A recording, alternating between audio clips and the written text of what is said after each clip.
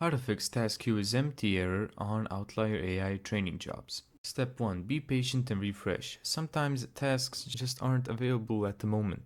Refresh your page and check back later. Step 2. Verify your account and progress. Make sure you've completed all required training modules, your account is active and eligible for tasks, and you haven't been flagged for any violations. Try off-peak hours. If too many people are online, tasks might be getting assigned somewhere else. Try logging in early in the morning or late at night when competition is lower. Clear cache and cookies.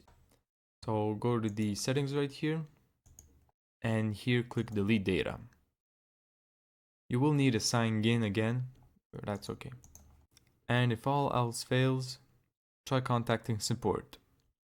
Thank you so much for watching this video. If you found this tutorial helpful, make sure to give it a thumbs up and subscribe, and as always, see you in the next video.